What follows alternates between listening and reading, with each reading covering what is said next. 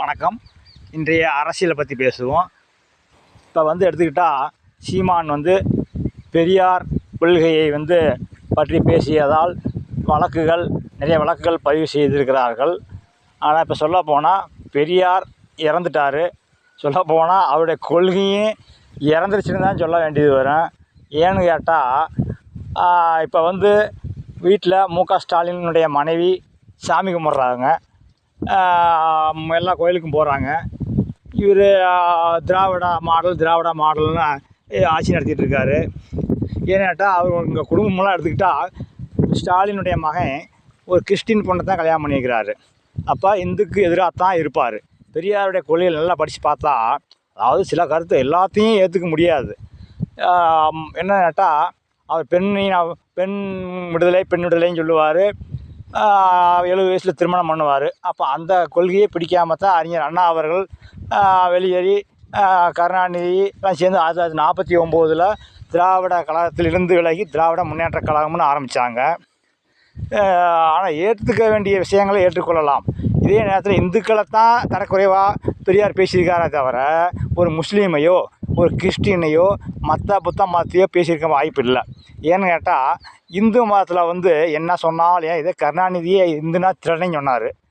அப்போ அவங்க ஆட்சியை பிடிக்கிறது காரணமே மக்களுடைய வறுமையை பயன்படுத்தி பணத்தை கொடுத்து இந்த கனிம வள கொள்ளை, பெரிய காற்று 2G ஸ்பெக்ட்ரம், இந்த மாதிரி நவீன சர்க்காரிய கமிஷனே என்ன சொல்லியிருக்குது, விஞ்ஞான ரீதியாக திருடுவதில் திமுக மிகவும் கெட்டிக்காத்தனம் செய்துள்ளதுன்னு தான் சர்க்காரிய கமிஷனே சொல்லியிருக்குது. அப்படி சொல்லப்போனால் இன்றைக்கி அவங்க அந்த மாதிரி கொள்ளையடித்து மக்கள்கிட்ட எலெக்ஷன் டயத்தில் இப்போ பொங்கலுக்கெல்லாம் பணம் எடப்பாடி பழனிசாமி அவர்கள் 5000 கொடுங்க அப்படின்னாங்க. அவர் 2500 கொடுத்தாரு. இவங்கனால ஒரு 1000 ரூபா கொடுக்க வக்கில்லை. ஏன்னா நாங்கள் எல்லா பெண்களுக்கும் 2.5 கோடி கார்டு இருக்கிற பக்கம் 1.25 கோடிக்கு கம்மியாக தான் 1000 கொடுக்குறாங்க.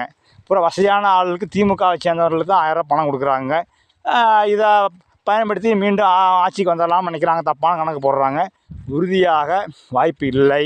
கூர்ந்து கவனித்தோம் என்றால் இந்த திராவிட மாடல் ஆட்சி என்கிறார்களே, இவர்கள் என்ன திராவிட மாடல்? இதுக்கு திராவிடம் மாடல்னு யார் இதுக்கு முன்னாடி இதை ஆட்சி நடத்துனாங்களா தமிழ்நாட்டில்?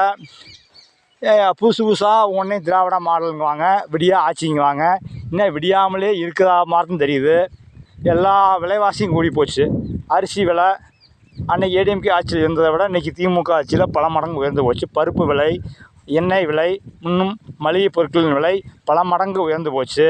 சொல்லப்போனால் ஏன் டாஸ்மார்க்கு விலையுமே பாட்டிலுக்கு எடப்பாடி ஆட்சியில் இருந்ததை காட்டிலும் இப்பொழுது அதிகமாக 2 மடங்கு உயர்ந்துருச்சுன்னு பெருங்குடி மக்கள் சொல்லிக்கிறாங்க.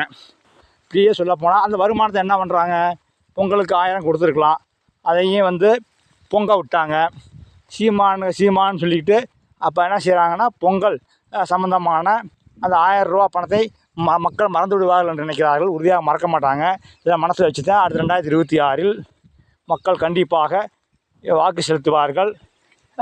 இதெல்லாம் விஜய் தமிழக வெற்றி கழகத்தை சேர்ந்த நடிகர் விஜய் அவர்கள் கூர்ந்து கவனித்தாரே. ஆனால் எடப்பாடியுடன் கைகோர்த்தால் நிச்சயமாக ஐயா எடப்பாடி அவர்கள் கண்டிப்பாக விஜயகாந்தை போல் எதிர்க்கட்சி தலைவர் வரிசையிலேயோ அல்லது அங்கே ஆந்திராவிலே இருக்கக்கூடிய சந்திரபாபு நாயுடு முதலமைச்சர், பவன் கல்யாண் துணை முதலமைச்சர் இதை போலவோ வருவதற்கும் பிற்காலங்களில் மீண்டும் பெரிய விசுரூபமாக விஜயை கொண்டு வருவதற்கு வாய்ப்பு இருக்குது.